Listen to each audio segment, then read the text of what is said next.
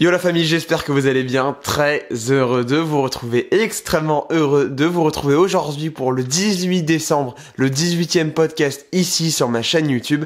Si vous n'avez pas écouté les précédents, je vous invite à le faire, je vous invite à aller vous poser avec vos amis, votre famille, vos proches, ou même tout simplement avec vos écouteurs dans le tram. Bref, dans un contexte qui est calme et surtout qui vous permet d'être très attentif à tout ce que je vous dis, parce que je suis sûr que je peux vous apporter de la valeur ajoutée avec tous ces différents podcasts et tout ce que j'ai pu dire tout au long de ces podcasts. Donc voilà, prenez le temps de les écouter et je suis certain que ça peut vous aider ou ça peut vous faire réfléchir. Aujourd'hui, on va aborder un thème qui fâche et un thème qui peut extrêmement vous intéresser parce que sans doute que plusieurs d'entre vous sont dans ce cas-là actuellement. Pourquoi vous ne progressez plus en musculation? Pourquoi vous n'arrivez plus à gravir les paliers, à monter les marches des échelles et donc progresser? Aujourd'hui, on va aborder ce thème-là. Alors déjà, on va commencer par définir ce que c'est que progresser en musculation. En musculation, progresser, c'est deux choses. C'est progresser au niveau des mensurations, donc le tour de taille, le tour de biceps, le tour de jambes, le tour de mollet, bref, progresser au niveau des mensurations, prendre du volume et baisser ses mensurations au niveau du tour de taille et du tour de hanche. Je pense notamment aux femmes ou même aux hommes d'ailleurs pour la perte de poids. Voilà, donc ça c'est une chose. La deuxième chose, progresser en musculation, c'est bien évidemment au niveau des perfs, donc augmenter ses charges, augmenter son nombre de répétitions, diminuer son temps de repos. Ça c'est tous des facteurs qui vont vous permettre de réaliser ou de comprendre que vous avez progressé. Maintenant, quels sont les signes ou quelles sont les choses qui vont vous permettre de comprendre que vous ne progressez plus et que vous n'arrivez plus à franchir les paliers? La première raison, et sans doute l'une des plus grandes raisons en France à l'heure actuelle, la raison pour laquelle la majorité des gens ne progressent plus, c'est tout simplement parce qu'ils s'entraînent trop. Oui, j'ai bien dit, ils s'entraînent trop. Alors en France, on a tendance à être un petit peu excessif et quand on se lance dans une dynamique de perte de poids ou de prise de muscle, on a tendance à se lancer très fort et à arrêter très vite. On commence avec un sprint et on finit en marchant. Pourquoi c'est pas bon? Parce que votre volume d'entraînement est trop élevé. Votre corps n'a pas les capacités pour récupérer d'un tel volume d'entraînement. Donc par exemple, si vous êtes débutant et que vous faites 15 séries biceps, le lendemain vous refaites la même chose, votre biceps n'aura pas eu le temps de récupérer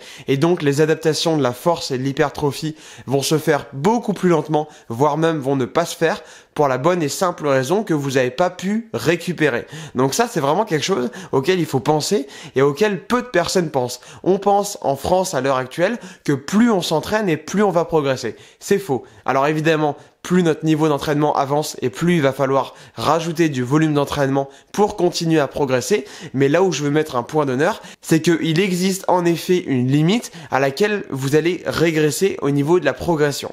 Votre progression va être de moins en moins efficace et de moins en moins bonne parce que vous avez un volume d'entraînement trop élevé et votre corps est incapable de récupérer d'un tel volume d'entraînement. Donc ça, c'est la première raison pour laquelle la majorité des Français finissent par ne plus progresser, c'est qu'ils s'entraînent trop. Une deuxième grande raison pour laquelle la majorité des Français ne progressent plus, c'est parce que leur volume d'entraînement n'augmente pas. À la différence des personnes qui s'entraînent trop, les personnes qui ont un volume d'entraînement qui ne continue pas de progresser ne progressent forcément pas sur les mensurations parce que leur corps s'est totalement adapté aux charges qu'ils leur ont imposées. On sait et la science a prouvé que le corps finit par s'adapter totalement aux charges qu'on lui impose et donc ne progresse plus tant qu'il n'a pas de nouvelles charges qui sont plus imposantes et qui lui obligent à construire de nouveaux tissus et de nouvelles fibres musculaires. Donc aujourd'hui, si vous ne comptez pas vos nombres de répétitions, si vous ne comptez pas vos nombres de séries, vous avez peut-être un volume d'entraînement qui n'augmente plus, voire même qui baisse, et donc c'est normal que vous progressez pas, parce que vous pouvez potentiellement être en train d'imposer un volume d'entraînement qui est plus faible que la semaine dernière. Donc comment voulez-vous progresser et voir votre corps se muscler encore et encore et encore, alors que vous avez un volume d'entraînement qui a diminué par rapport à la semaine dernière? Non, votre volume d'entraînement doit augmenter, et c'est aussi l'une des grandes raisons pour lesquelles je vous invite fortement à compter vos nombres de séries, à compter vos répétitions et surtout à noter les charges que vous utilisez.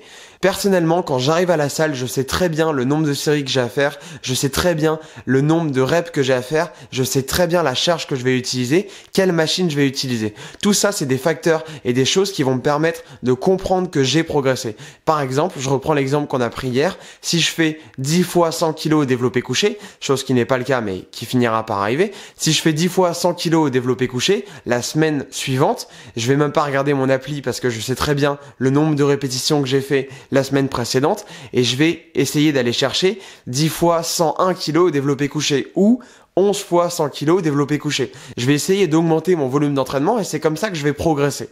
Voilà, donc ça c'est une autre raison pour laquelle la majorité des pratiquants ne progressent plus, c'est que malheureusement ils comptent pas leur volume d'entraînement et ils peuvent pas savoir si oui ou non ils progressent de semaine en semaine. Et pour celles et ceux qui ne progressent pas, et ben donc ils ne progressent pas parce que leur volume d'entraînement n'augmente pas. Une autre raison pour laquelle beaucoup de pratiquants ne progressent pas à l'heure actuelle, c'est que tout simplement ils ne font pas les choses intelligemment et stratégiquement. Je pense notamment aux personnes qui débutent la musculation parce que les personnes expérimentées et qui commencent à avoir un petit peu de recul avec l'entraînement et les années de musculation le savent pertinemment. Il y a des personnes qui s'entraînent pas intelligemment dans le sens où par exemple elles vont se cramer avec de l'isolation avant d'aller chercher un exercice polyarticulaire. Je vous donne un exemple très simple et très concret pour comprendre. Vous n'allez pas aller faire du leg extension unilatérale et vous cramer sur 3 séries et derrière aller enchaîner avec du squat parce que vous allez être complètement mort et vous pourrez plus recruter le maximum de force au niveau des quadriceps et donc du bas du corps et des jambes pour parfait au maximum sur le squat. Le fait d'avoir fait du leg extension avant va donc avoir un impact sur vos performances sur le squat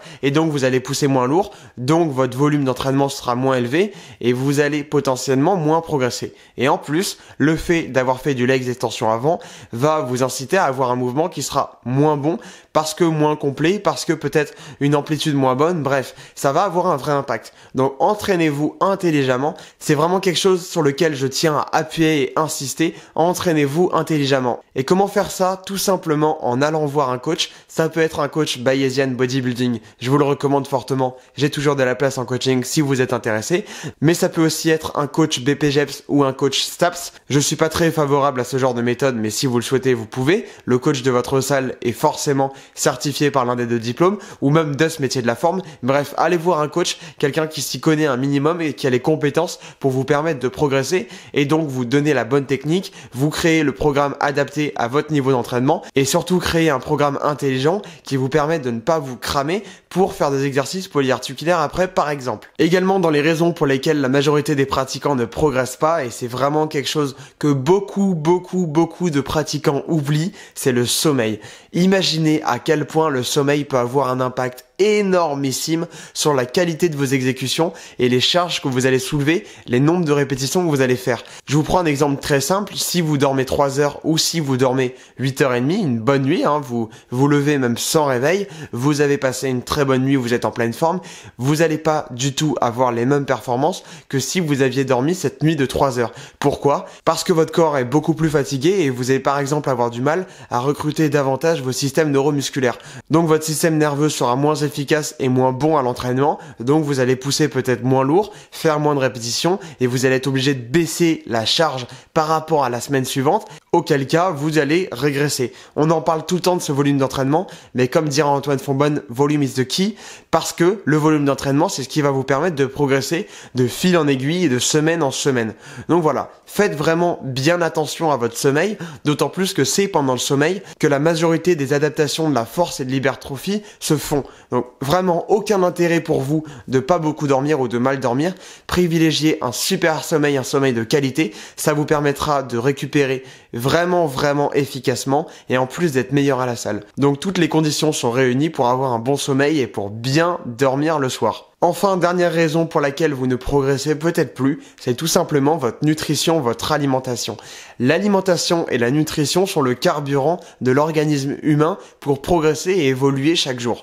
Donc évidemment, si vous n'avez pas la bonne nutrition, si vous n'avez pas la bonne alimentation, qu'elle n'est pas intelligemment réfléchie et surtout qu'elle n'est pas bien construite au niveau des macros, des micros, bref, tout ce qui constitue une bonne alimentation saine et équilibrée, et comment voulez-vous continuer à progresser efficacement et de semaine en semaine? Non, c'est pas possible. L'alimentation est ce qui régule votre corps et votre organisme. Donc comment voulez-vous manger mal, ne pas manger les bonnes choses et continuer à progresser à l'entraînement? Alors forcément au début ça va marcher, quand on est débutant, le corps n'est pas du tout habitué à pousser de la fonte et donc s'adapte très facilement aux charges que vous lui imposez, mais à partir d'un certain moment, à partir d'un moment où vous allez atteindre un certain niveau en musculation, il s'agit pas forcément d'un niveau très élevé, on peut rapidement atteindre ce palier, vous allez avoir un petit peu de mal à progresser parce parce que l'alimentation sera l'un des facteurs qui vous contraindra dans votre progression. Donc faites bien attention, et je vous apprends absolument rien non plus là-dessus, faites bien attention à avoir la bonne nutrition, la bonne quantité de protéines, un seuil minimal de lipides, parce que Dieu sait à quel point il y a énormément de pratiquants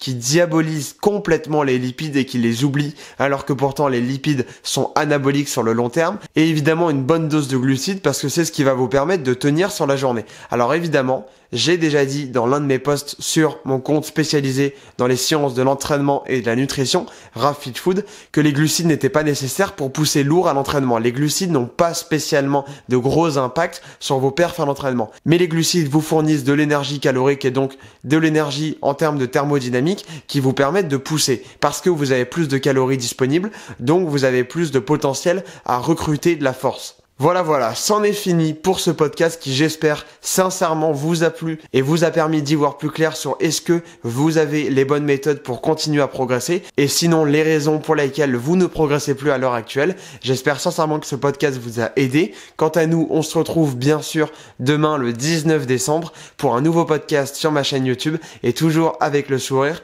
et l'envie de continuer de progresser. Je vous souhaite une bonne journée ou une bonne soirée. Ciao!